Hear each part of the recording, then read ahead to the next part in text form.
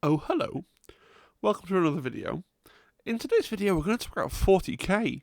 Specifically, I'm going to talk about the new Adepta Sororitas Codex that's been previewed for Warhammer 40,000.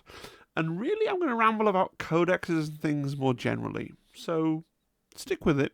You might learn something. So, okay, let's just set out my position with 40k. I love the concept of 40k, the lore, the background. I even really like the game and the socialness of it, right? But I have played, I think, 7 games of the current edition of 40k, which has been out for about a year. So that's 7 games a year. That's not great, okay, as a sort of return on investment. And of those 7 games, I think 3 were Combat Patrol versus Zimbad, 2 games of boarding action, 1 game of 1,000 points with the Leviathan Missions deck. So I've used the Leviathan Missions deck 1 time before it gets retired. And 1 game of 750 points, open play, 40k against one of the students at my school because I run a gaming club, and one of the lads was getting hacked off with trying to play with his mates who didn't want to learn the rules or remain focused on the game for the 90 minutes. You can't really play 40k in 90 minutes, but I'm not going to live in the school of an evening. So what I'm saying is, I'm by no means a 40k expert. So I'm not really going to start really trying to talk about power level or anything like that. I'm kind of just thinking about and regurgitating things that I've read in other places. So you have to say that through I'm enthusiastic, but I'm not extremely knowledgeable. I do really enjoy 40k. If I had the space to play 40k at home more easily, like I do have a table that I can put out, but at the moment, with Penny being the age she is, I can't put it out until after she's gone to bed, which limits the amount of time that I have to play. I know some people do play 40k after work of an evening, but I'm just not. And neither is Zimba. We're just not that kind of vigorous person that can do that. So this is why it's a Kill Team channel, because games like Kill Team, Warcry, Shatterpoint, these are much more our speed for most of the time. But it's not an anti-40k stance, it's just a practicality stance, right? Let's talk about the state of 40k. So I had to pop my head in and learn this. Obviously, new Sisters Codex comes out, and I'm really excited because that's the army that I love. Got a massive Sisters army. Got all the Sisters Codex art on the wall up here. Got Sisters Joy Toys. I just really like that army in 40k. 40k, so it was the ideal thing, I'm saying, to drag me back, right? To drag me back to the old Warhammer 40,000. 40k 10th edition has been out for about a year, right? And they've done 11 from as far as I can tell, the kind of 26 codexes that they wanted to do. They're probably going to do more than that because they're going to do things like Emperor's Children. But as far as I can tell, they're a little under halfway, right? The codexes have been a really mixed bag. Okay, so there have been some common features with these codexes that we've seen. First of all, resin and metal units tend to disappear. So the index cards generally gave you rules for models that were still in resin and metal, and generally speaking, those things have tended to disappear from the codexes. Not the Forge World resin for the Custodes, they've kept all that, but they're really very much an exception. Another thing that's happened quite a lot in a few different places is that things have become box locked. And by box locked, what I mean is the unit has only become eligible to take the things that are on its sprue in the box as it's sold, right? And generally, the data sheets haven't changed that much from the index. There have been tweaks maybe to half a dozen of them, but there's not been that much in the way of changes. And generally, the big changes, the big bonuses, changes to the way you play come from the new detachments. So in the index, everybody had 1 rather generic detachment, and then people have got between 3 and I think 6 additional detachments when their codex comes out. And it really is those detachments that are going to change the way you play and add some excitement and interest, at least in theory. So I dipped my toe in 40k and what people are talking about, but basically what I did was I went on to Goonhammer, and I looked at all the review articles they did and kind of compared all the synopses of the summaries at the end. And I talked to some people on our Discord who play a bit more 40k than I do, and I tried to get a sense of how the community felt when their codex came out, and I very roughly produced a tier list. Now, this is not, a power tier list. So, for example, Dark Angels being a tier lower than Space Marines, as was pointed out to me, is weird because Dark Angels can take everything Space Marines can. They can use the detachment rules Space Marines have, and then they can take like their one really good character, the Chaplain Fellow, and put it into Space Marines, and actually Dark Angels are more powerful than Space Marines because they are Space Marines with one really good extra character. But we're not really talking about their ability to win games. I'm talking about how good and exciting the codex is, right? How much when you buy it and open it, you think, wow, this is awesome, this is going to improve. This product has improved my experience of this game. And we've got this tier list here where fully 4 of the codexes they've brought out have, I think, disappointed people when they've picked them up. They've picked them up and they've gone, oh, my game playing life is now either, in the case of like AdMech, where the index cards were also really poor and they were hanging on for their codex and hoping the codex would save them, like just as poor or such a small amount better as for it to not matter, or in the case of Custodes especially, like just much worse than they were under the index, right? Then you've got the codexes in the middle that are fine, right? Space Marines, Tyranids, Tau Empire, and Chaos Space Marines, from what I've been able to work out, like, they lost some stuff got removed, some stuff got box locked, and they got a little bit back in terms of detachments, like more detachments that do interesting things. Now, those 4 codexes being in fine, you might be looking at this graphic and saying, it's an even spread, right? But the thing is, the middle tier doesn't get lumped in with the top tier. To my mind, the middle tier kind of gets lumped in with the bottom tier in terms of if you've had to buy a book for whatever they 30, 40 quid, right? And you look at it and you go, yeah, that's all right. I don't know. It's a really good thing for the balance of the game because it implies that the indexes were really well balanced and they haven't had to change much. Right? They haven't had to change much to change things around. They've just added on a few extra features, put it in a nice book with the lore, the pictures, the so on and so forth, and sold it to you. And it's like, on the one hand, I can see that being a real positive because people have always complained historically about, there's been people who've always complained about codex creep, right? Which is the idea that the latest codex is always better to get you to go and buy that army, right? Or the new units in the latest codex are always the best thing in the new codex, right? So people have always complained about that. And then, as a reaction to codex creep I think in 8th and 9th, maybe in 7th as well a little bit, but mainly in 8th and 9th, there was this kind of what came to be known as the day in the sun mentality, where you'd get your codex, and it would be the most powerful codex out of the gate, and you'd play it that way for a month or 2, and then there'd be an errata or an FAQ, whatever you want to term it, would come out and would pull the balance of the codex back in line with the meta. So everything came out the gate a little bit overpowered, so everyone got excited, and Games Workshop generated all that lovely hype around their product release, and then it got pulled back into line to where it should be. And, that I always thought was super cynical. So, for a long time, before the Sisters Codex came out, I've been sitting here going, actually, it's fine, they're doing a good job with 40k. Yes, they need to fix Mechanicum and Custodes and Dark Angels potentially a little bit, but I think it's better that they generally aim to hit things down the middle than just have this thing where everything comes out overpowered. But the flip side to that is, if you get your codex, this is your once in a 3-year period to really get excited again about your particular main faction that you play, and it's kind of sucky if you feel like you have to buy the book, and maybe you feel like you have to buy the cards as well, and then you get those things and take them home, and you're like, yeah, but actually, my experience of playing the game is either just about the same or slightly less rich, right? It doesn't feel great. So one argument is that, you'll have noticed I've put the Sisters Codex up there in the exciting tier, where with Orcs and Necrons, based on my kind of research, right?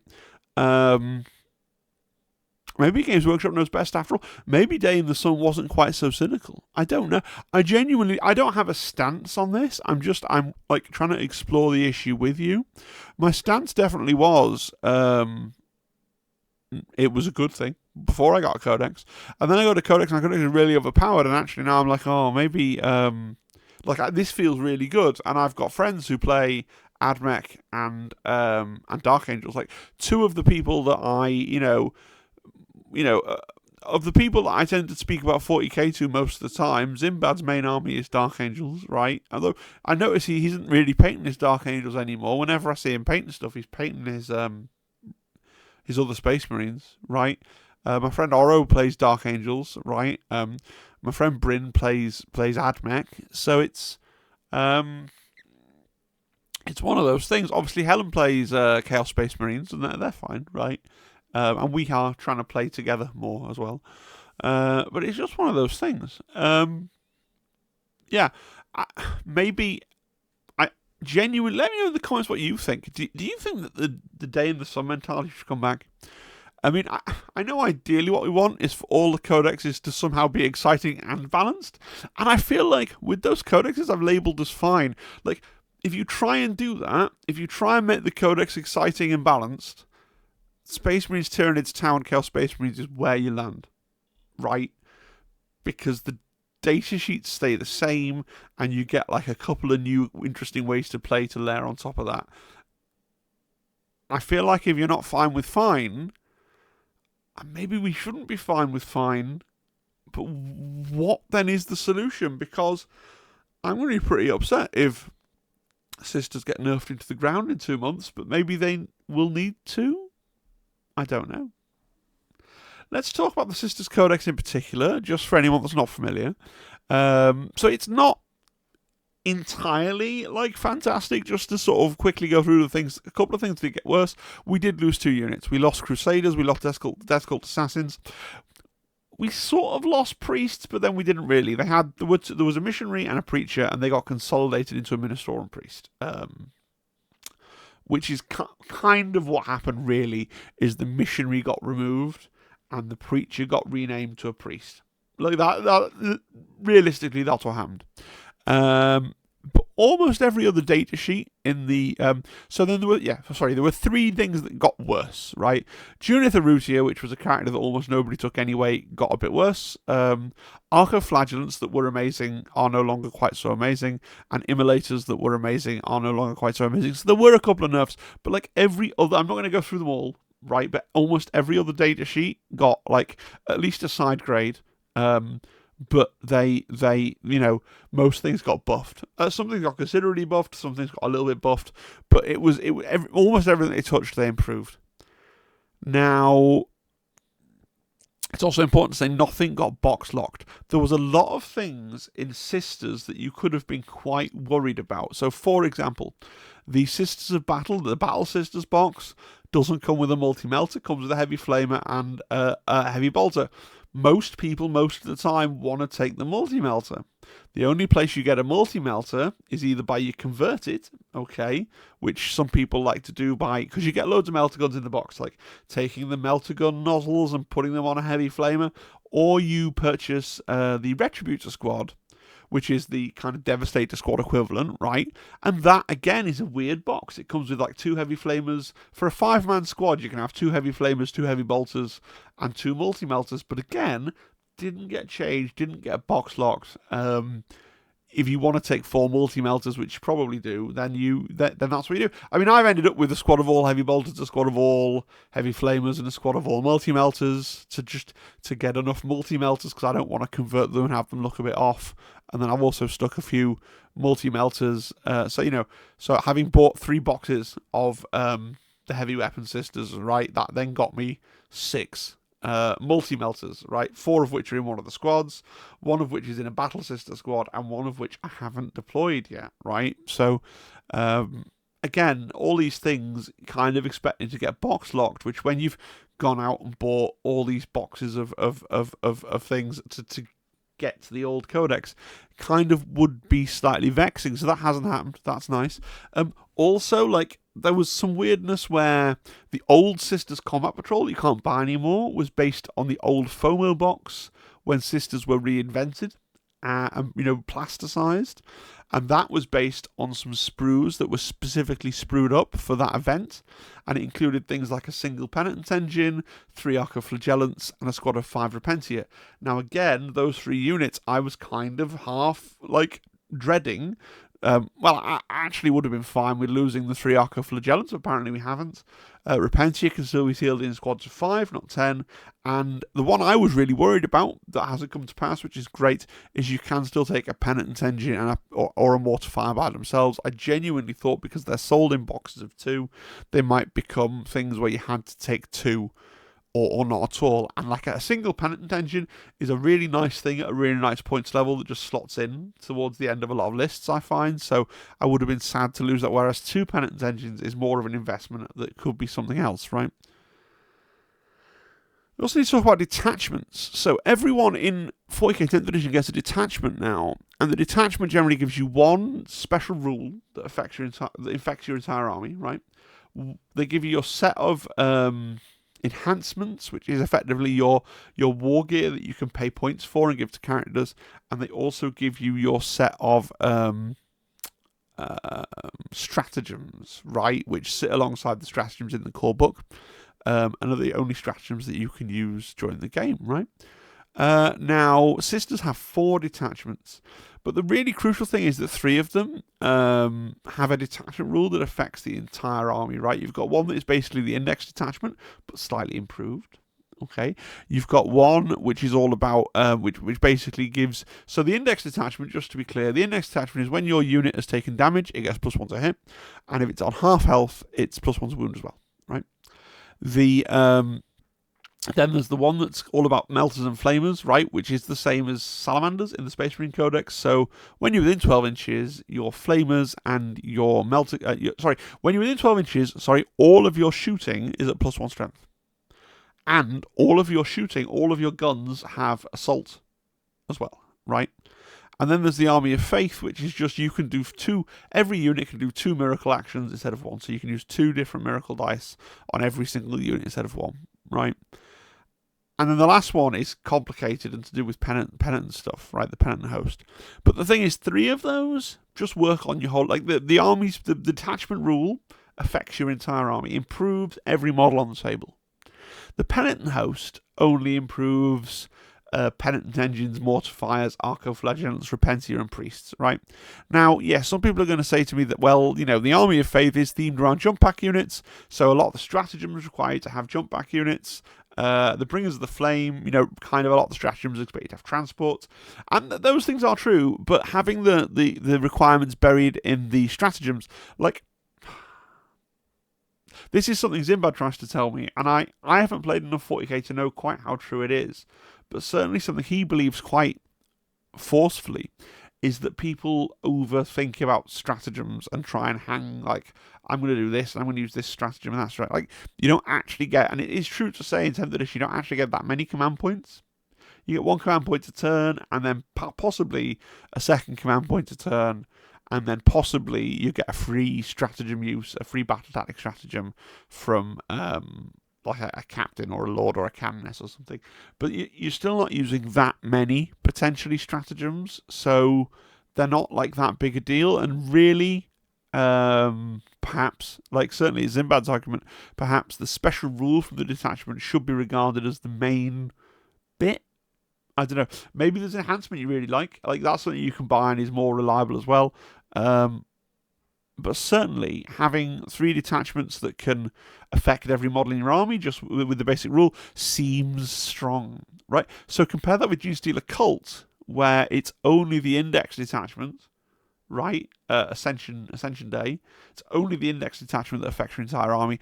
Everything else is this kind of model, this kind of model, this kind of model, this kind of model, right? Because the way detachments were originally marketed, I want to say, was they were marketed as being for SKU lists, right? So, even before Space Marines came out, people were like, well, there's going to be a Terminator one, there's going to be a Phobos one, there's going to be one for tanks. Like, in your head, the thing that they're for is for making these various SKU lists fun. I mean, I love a SKU list. When I used to play more armies in 40k, I had a tank company for Imperial Guard. That was great fun. Don't know if it'd be great fun in 10th, but it was great fun at the time. But almost because some of these other, because that's the idea and that's what people assume they were going to be. Now, actually, what happens is people are just taking them in a regular. So people are like, well, this is designed or in theory for this kind of army, but I'm just going to take it in my regular army and just have the advantage on the few things that have the advantage of, but I'm not actually going to run all of those kind of things, which is a little bit weird. I always get this weird thing when Games Workshop say this is what this is for, and then the community goes, that's cool, Stu Black, but actually we're going to go over here and use it this way. But certainly in terms of power level, having those 3 detachments that just work on everything is a big deal. I think so. So you wonder then, how did the Sisters Codex get to be better than a lot of the other codexes? And some people have said to me that it's maybe this is a change in the paradigm, right? So they've done, because Sisters and Genestealer Cults feel like they could be considered to be the start of the second year of 40k, right? They're coming out alongside the new, they're coming out alongside the Prior Nexus deck, right? They were on the new roadmap. They weren't on the initial year 1 roadmap. They were the first things on, or the only things we've seen so far, the start of the year 2 roadmap. So there's a certain logic to think that all the codexes that came out before Sisters and Genestealer Cults were supposedly written together, playtested together, and released together. And now they've had some feedback from those. They know how or some of those anyway, right? They have more of an idea of how the game is going when they finish these 2 codexes. The problem with that idea is Genestealer Cult's rubbish, or so people think. The Codex isn't even out yet, but people are complaining that the Genestealer Cults Codex is bad, which is why it was, if we go back, it was on the bad tier, right? Because that's been the community reaction. This is not me claiming expertise, yes, I've read it, and I think in my big brain that it's bad. This is just me regurgitating what I've absorbed from the rest of the internet, right? But so because they're not similar, if they were both really good, then I'd say, oh yeah, well this is just they've dialed in what they want getting a new codex to feel like now. I just tend to think that, like Orcs, I've won the Codex lottery a little bit, and my Codex just happens to be one of the good ones. That kind of sucks. In a lot of ways. Right, so this is mainly a Kill Team channel, and most of you listening to this are listening with interest, but you mainly play Kill Team. And one of the really nice things that I love about Kill Team, and you can say the same about, other skirmish games, is if there's a bad rule set for your Kill Team, you can just sort of pick up another Kill Team, right? You can just sort of pivot and go, okay, cool, I'll stop playing Custodes now because they've been nerfed, and I'll paint up 6 Death Guard, right? It's 6 miniatures. That was a big... I could have come up with an anecdote that wasn't like a year 1, first month of Kill Team anecdote, but there you go, right? Whereas in 40k, you're going to play the army you've got, right? People... I know that many people have multiple armies, but even people that have multiple armies, I don't think it's just me being weird. Even people that have multiple armies have, one main army, right? That's, their big army, that's their faction identity, that they kind of go, yeah, if I'm buying some merch, I'm going to get merch with this thing on, right? This is the thing that I like the best. And they're going to want to play that army regardless of the rules. They're not going to pivot away from it. And sometimes your rules are really bad, and that sucks. But sometimes your rules are really good, and I reckon that sucks as well. There's a reason that I would never take Harlequins back when they could fly in Kill Team to a Kill Team tournament, because if the thing that you're playing is regarded as being the best thing in the game, if you win, you feel like I've only won because people will be like, oh yeah, I had a bit of a negative play experience there, Phil. You only won because these rules are really broken. They need a nerf, and you think to yourself, well, and then people say oh, can you pivot to if we're talking about Kill Team, then yeah, you could pivot to something else. But if we play again, could you pivot to something else or tone down your list a little bit? And it's like, well, I don't know. Trying to write a bad list is hard. Like, trying to like third guess yourself and go, oh, is this too powerful? It's hard, right? And if you lose, which is even more likely because I'm not very good at games, people, it's a bit like, not even people, because my friends are all lovely, but in myself, it's like, oh, I can't even win with apparently there's broken rules. Apparently I was told the rules would be broken. I was told this would be a really straightforward game, and yet somehow unaccountably I've still lost, and that kind of sucks as well, right? So, and another part of it is like, I'm really excited, right? And I want to kind of really excitedly talk about the Sisters Codex and talk about the different combinations of like characters in units, and what do you think about running a Hospitaller in Celestial Sacrosancts, because that would be really hard to shift, or maybe I want to run a Canoness on foot with Sacrosancts, but then there's only mileage in running one Canoness, because if you have two you can only get one free stratagem, and maybe I want to run the jump Canoness, and how should I build the jump Canoness, and what units should I put her in, and all that kind of stuff. And you want to get really gassed up about it, and then in the back of your mind it's like, am I rubbing it in? Like, am I rubbing it in that I've got a good codex? And perhaps you haven't. And I know. Certainly, my wife feels that way. I kind of, because she was quite disappointed with the. I put the Chaos Codex in fine, but she was quite disappointed with it, I think. And you sort of go, oh, I can do this, or I could do this, could do this, could do this. And rather than engaging with me, she just goes, yeah, that's nice. And I'm like, oh, okay, right. And it's the same on Discord. I'm like, oh yeah, should I do this? Should I do this? And then I just sort of become aware, like, oh, people aren't as enthusiastic as I am. And it's also like, oh, their codexes are all pretty. I don't know any Orc or Necron players, like, legitimately. So I'm the only person in my sphere that's got a really good codex. And that's really all I have to say. It's not some great tactical insight. And speaking of tactical insight, I should say, like, the points aren't out yet, right? This is the bizarre thing about 10th edition. If you're not aware, if you're one of my Kill Team Massive who are here because, they like listening to me, right? That's how YouTube works a lot of the time. I could make a video about baking bread, and I'm sure that some of you would tune in just to see what I was up to, Games Workshop publish points in the codex, but you have to ignore them because they've made all the codexes in advance and the points don't reflect the state of the game, and they will publish a digital points update before, I think, the codex actually gets released officially.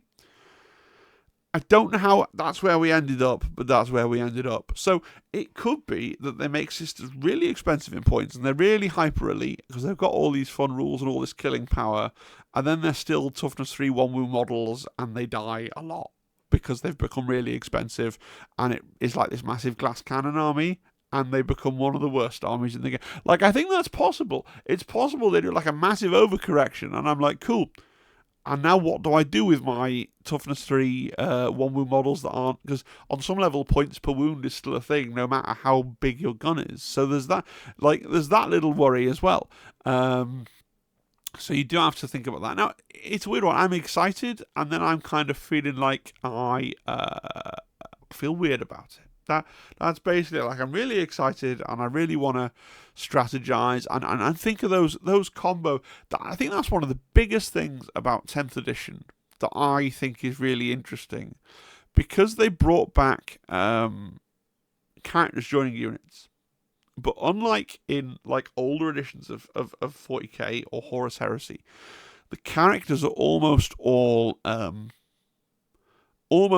have some kind of buff they hand out to a unit, right? Whereas in 40k they never did. You just took this is a powerful character I want to have, and I'll stick him in the powerful like Terminators or whatever it is. But it was never really about the character improving the squad he was in. In 10th edition, that's basically what characters are for. And so I get really excited, even without the points of going like, what would you put with it? What character here would go with this? What character here would go with this? And that's even more exciting with the Sisters Codex, because it's like, they've liberalized a little bit, like which characters can join which units as well, which is also pretty cool. It's a weird one, because not everyone who's had it, like if you've had a codex and your codex is pretty poor, and that's all you're getting for 3 years, that sucks. Now, apparently AdMech are getting like basically a digital redo of their codex in the next couple of months, so we'll see how that goes. But yeah, I should say next couple of weeks, I think. But as is probably coming across, I'm not really a 40k guy.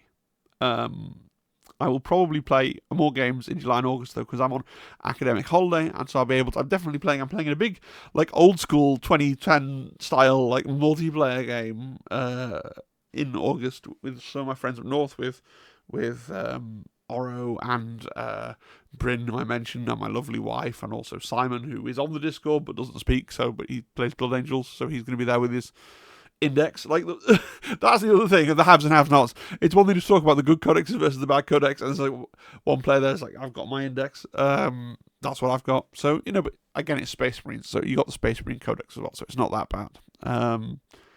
Now, I want to make a recommendation and a shout out because a YouTuber that I've been watching a lot of his stuff, and this guy is called Christian von Carmian. Now, he is something called a VTuber, and I am fundamentally too old to really grasp what a VTuber is. I thought I knew, but this guy is a cartoon vampire who talks about Age of Sigmar, not Age of Sigmar, Adepta Sororitas and Genestealer Cults. So for the moment when those are the two codexes that have just come out together, his channel should legitimately like catch fire, right? It'll be so good.